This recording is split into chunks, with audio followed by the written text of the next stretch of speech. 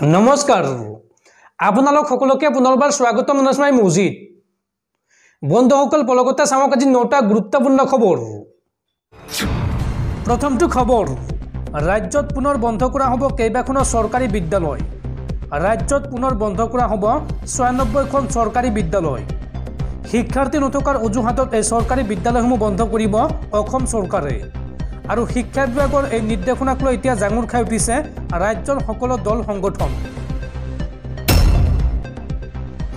পৰৱৰ্তী খবৰ আজি দেশজুৰি অনুষ্ঠিত হৈছে তৃতীয় পৰ্যায়ৰ নিৰ্বাচন আৰু লোকসভা নিৰ্বাচনৰ তৃতীয় পৰ্যায়ৰ ভোটগ্ৰহণত অসমৰ 4টা সমষ্টিত আজি আৰম্ভ হৈছে ভোটগ্ৰহণ সমষ্টিকেইটা হৈছে ক্ৰমে গুৱাহাটী লোকসভা সমষ্টি বৰপেটা লোকসভা সমষ্টি কোকৰাঝাৰ লোকসভা সমষ্টি আৰু ধুবুৰী লোকসভা সমষ্টিত আজি অনুষ্ঠিত হৈছে ভোটগ্ৰহণ আৰু ভোটগ্ৰহণৰ প্ৰতি লক্ষ্য ৰাখি আটাইকেইটা সমষ্টিতেই সকলো শিক্ষানুষ্ঠানৰ লগতে সকলো চৰকাৰী কাৰ্যালয় বন্ধ ঘোষণা কৰা হৈছে পৰৱৰ্তী খবৰ এইবাৰ নিৰ্বাচনত পৰাজয়ৰ ভয়ত কঁপি আছে প্ৰধানমন্ত্ৰী নৰেন্দ্ৰ মোদী বিজেপিৰ বাবে দেশত এতিয়া সংকটত আছে গণতন্ত্ৰ আৰু সংবিধান বিজেপি আৰু প্ৰধানমন্ত্ৰী মোদীৰ বিৰুদ্ধে এই বিস্ফোৰক মন্তব্য কংগ্ৰেছ নেতা ৰাহুল গান্ধীৰ প্ৰধানমন্ত্ৰী নৰেন্দ্ৰ মোদীৰ বিৰুদ্ধে আক্ৰমণাত্মক ৰূপত এইবাৰ দেখিবলৈ পোৱা গ'ল কংগ্ৰেছৰ যুৱৰাজ ৰাহুল গান্ধীয়ে কয় যে বিজেপিৰ বাবে দেশত এতিয়া সংকটত আছে গণতন্ত্ৰ আৰু সংবিধান ভাৰতৰ ইতিহাসৰ এয়াই প্ৰথমটো নিৰ্বাচন য'ত এটা ৰাজনৈতিক দলে পোনপটীয়াকৈ দেশৰ সংবিধানক আক্ৰমণ কৰিছে এই যুঁজ হৈছে দেশৰ সংবিধান দেশৰ গণতন্ত্ৰ ৰক্ষাৰ যুঁজ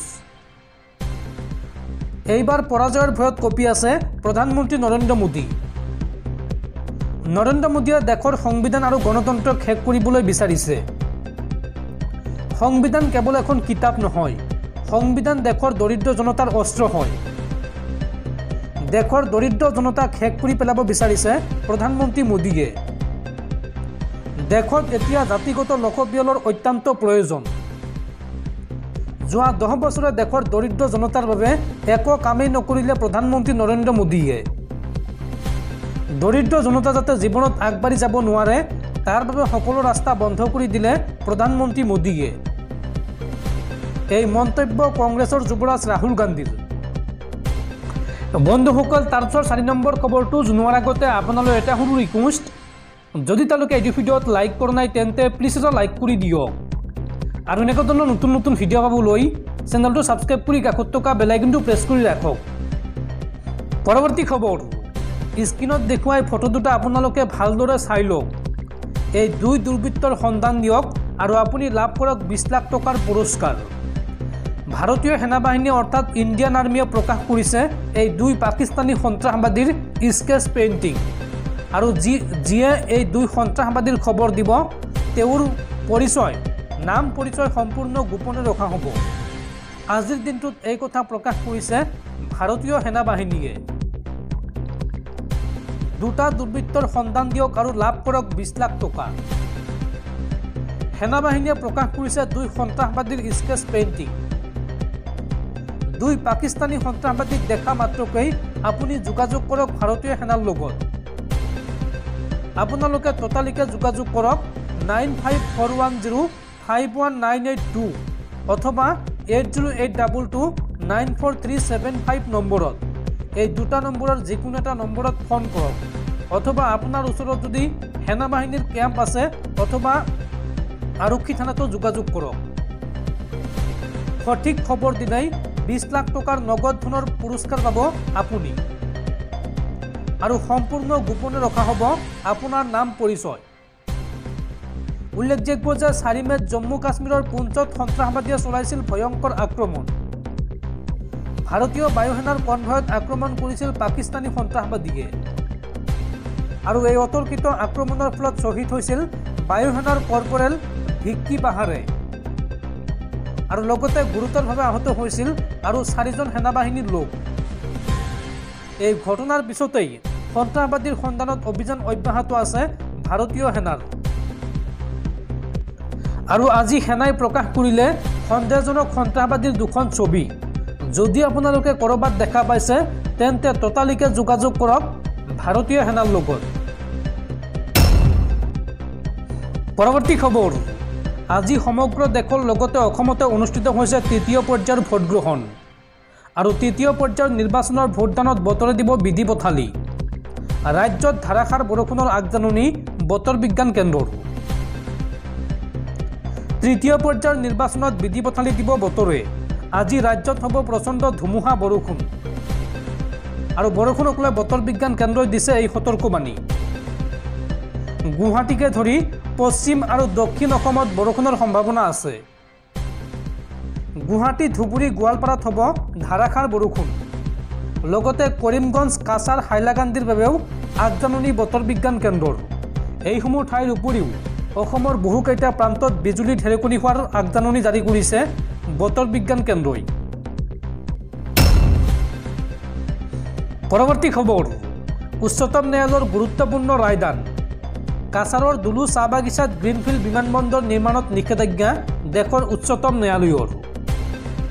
মুখ্য ন্যায়াধীশ DY চন্দ্ৰচূড়ৰ নেতৃত্বাধীন 3জনীয়া বিচাৰপীঠৰ এই নিৰ্দেশ। পৰিৱেশ বিভাগৰ পৰা ক্লিয়াৰেন্স ৰিপৰ্ট নোপোৱালৈকে বিমানবন্দৰ নিৰ্মাণত নিষেধাজ্ঞা উচ্চতম ন্যায়ালয়ৰ। বিমানবন্দৰ নিৰ্মাণত পৰিৱেশ প্ৰভাৱ মূল্যায়ন আইন ভংগৰ অভিযোগ উত্থাপন হৈছে আৰু বিচাৰপীঠে বাতিল কৰে ৰাষ্ট্ৰীয় সেউজ ন্যায়াধিকৰণৰ পূৰ্বৰ আদেশ। সোমবাৰৰ শুনানিত বিমানবন্দৰৰ ভূমি নিষ্পত্তিৰ বিষয়তো স্থগিতাদেশ জাৰি কৰে দেশৰ উচ্চতম ন্যায়ালয়ে। পৰৱৰ্তী খবৰ, ভাৰতীয় উপকূলৰক্ষীৰ বৃহৎ সফলতা। ইৰাণী নাওসহ 6গৰাকী মাছমৰীয়াক আটক ভাৰতীয় উপকূলৰক্ষী বাহিনীৰ। ভাৰতীয় উপকূলৰক্ষী বাহিনীয়ে দেওবাৰে চলোৱা এক অভিযানত মাছমৰীয়াসহ এখন বিদেশী নাও জব্দ কৰিবলৈ সক্ষম হৈছে। পশ্চিম কেৰালাৰ এক উপকূল অঞ্চলত অভিযান চলাই উপকূলৰক্ষী বাহিনীয়ে এখন ইৰাণী নাৱৰ লগতে 6গৰাকী মাছমৰীয়াক আটক কৰে। ভাৰতীয় উপকূলৰক্ষী বাহিনীয়ে জনোৱা অনুসৰি উক্ত অঞ্চলত মাছৰ সন্ধানত বিচৰণ কৰি থকা অৱস্থাত নাওখন প্ৰত্যক্ষ কৰে। ইয়াৰ পাছতে উপকূলৰক্ষী বাহিনীয়ে তেওঁলোকক বাধা প্ৰদান কৰাৰ লগতে নাওসহ মাছমৰীয়া কেইজনক আটক কৰে। সম্প্ৰতি আটাইকেইগৰাকী মাছমৰীয়াৰ লগতে জব্দকৃত নাওখন কোচিলৈ অনা হৈছে। ইতিমধ্যে ভাৰতীয় উপকূলৰক্ষী বাহিনীৰ জিম্মাত থকা মাছমৰীয়া কেইজনক সোধা পোছা কৰাৰ লগতে অধিক তথ্যৰ বাবে তদন্ত অব্যাহত ৰাখিছে। অৱশ্যে আটকাধীন মাছমৰীয়া কেইজন ভাৰতীয় বুলি উপকূলৰক্ষী বাহিনীয়ে জানিবলৈ দিয়ে। তেওঁলোক কন্যাকুমাৰী প্ৰান্তৰ থলুৱা মাছমৰীয়া বুলি স্বীকাৰোক্তি দিয়াৰ কথা উল্লেখ কৰে। আনহাতে তেওঁলোকে কিয় বা কি উদ্দেশ্যৰে ইৰাণী নাৱেৰে মাছ মাৰিবলৈ আহিছিল সেই সন্দৰ্ভত এতিয়ালৈকে জানিব পৰা হোৱা নাই। এই সন্দৰ্ভত তদন্তৰ পাছতহে ঘটনাৰ সবিশেষ জানিব পৰা যাব। পৰৱৰ্তী খবৰ, সাৱধান, বিশ্বত পুনৰ ধৰা পৰিছে কোভিডৰ নতুন ভেৰিয়েণ্ট আৰু এইবাৰ ভেকচিন লোৱাসকলৰ দেহতো কোভিডৰ নতুন ভেৰিয়েণ্ট বিয়পিব পাৰে। এই সন্দৰ্ভত বিশ্ববাসীক সতৰ্কবাণী বিশেষজ্ঞসকলৰ। পুনৰ নতুন ভেৰিয়েণ্টক লৈ শংকিত বিশ্ববাসী। পুনৰ আহিছে কোভিডৰ আন এক নতুন ভেৰিয়েণ্ট। কোভিডৰ নতুন ভেৰিয়েণ্টে সৃষ্টি কৰিব নেকি ত্ৰাসৰ। কোভিডৰ নতুন ভেৰিয়েণ্ট FLIRTক লৈ চিন্তিত বিশ্ববাসী। শক্তিশালী ভেৰিয়েণ্ট হিচাপে বিবেচিত হৈছে FLIRT আৰু এই নতুন ভেৰিয়েণ্ট ভেকচিন লোৱাসকলৰ দেহতো সহজে বিয়পিব পাৰে। অমিক্ৰণতকৈও অধিক শক্তিশালী কোভিডৰ এই নতুন ভেৰিয়েণ্ট FLIRT।